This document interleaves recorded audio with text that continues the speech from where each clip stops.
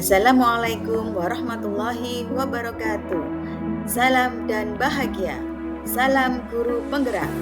Perkenalkan, nama saya Rahul Lestari dari SD Negeri Asem Gede, Kecamatan Musikan, Kabupaten Jombang, calon guru penggerak angkatan 11. Saya akan menyampaikan koneksi antar materi, pemikiran Ki Hajar Dewantara, kesimpulan dan refleksi. Pendidikan adalah tuntunan, yaitu menuntun segala kodrat yang ada pada anak agar mereka dapat mencapai keselamatan dan kebahagiaan yang setinggi-tingginya, baik sebagai manusia maupun anggota masyarakat. Yang pertama, pendidikan sesuai dengan kodrat alam. Yang kedua, pembelajaran berpusat pada anak. Yang ketiga, guru sebagai pamong. Pendidikan sebagai kodrat alam. Pendidikan harus sesuai dengan kodrat alam dan kodrat zaman anak. Permainan anak adalah pendidikan yang sesuai dengan kodrat alam. Kita harus bisa membantu anak dalam perkembangannya, mengikuti kodrat zaman dengan cara pemberian pembelajaran tentang ilmu teknologi. Pembelajaran berpusat pada anak. Setiap anak memiliki sifat, karakter, minat, dan bakat yang berbeda-beda. Dalam setiap pembelajaran, harus bisa memfasilitasi setiap kebutuhan anak.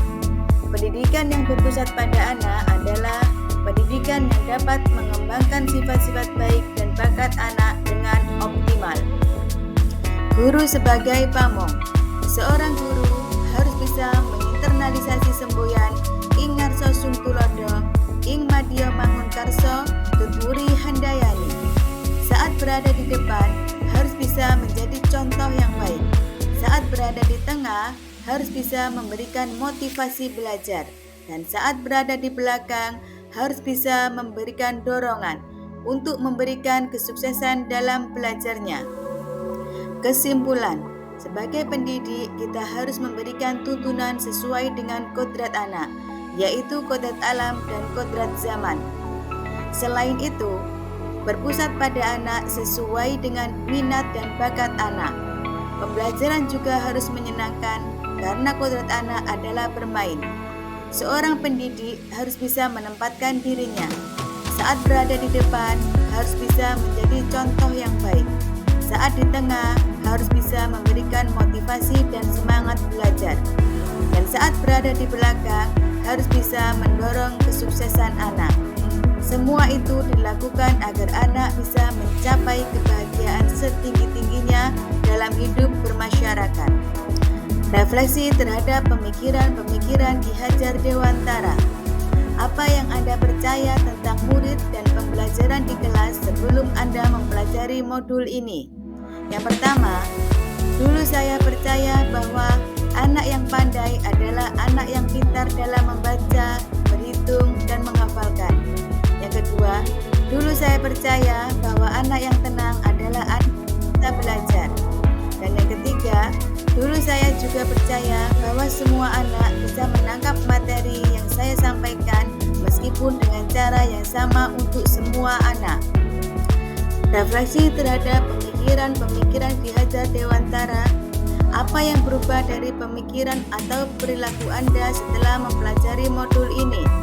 Yang pertama, pemikiran saya yang berubah adalah bahwa setiap anak memiliki keunikan masing-masing, memiliki bakatnya sendiri-sendiri. Jadi, pada dasarnya setiap anak terlahir cerdas menurut bakatnya masing-masing. Yang kedua, setiap anak memiliki gaya belajarnya masing-masing. Jadi, anak yang tidak bisa tenang memang memiliki gaya belajar yang cenderung kinestetik.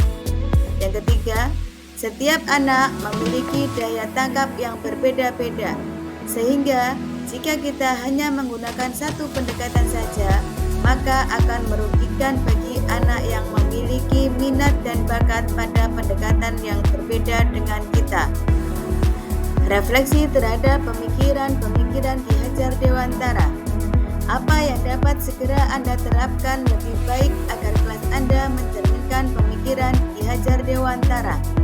Yang pertama, kita harus segera mungkin mengetahui minat dan bakat anak, sehingga kita bisa segera mungkin membuat anak bahagia dan senang dalam belajarnya. Yang kedua, kita harus bisa memberikan beragam variasi dalam pembelajaran agar anak bisa belajar dengan gaya belajarnya masing-masing dan membuat anak menyukai setiap materi pembelajaran. Dan yang ketiga, yaitu dengan memasukkan permainan dalam pembelajaran, karena kodrat anak adalah bermain, sehingga kita bisa membuat anak-anak bermain dalam belajar dan belajar dalam bermain. Terima kasih. Wassalamualaikum warahmatullahi wabarakatuh. Salam guru hebat.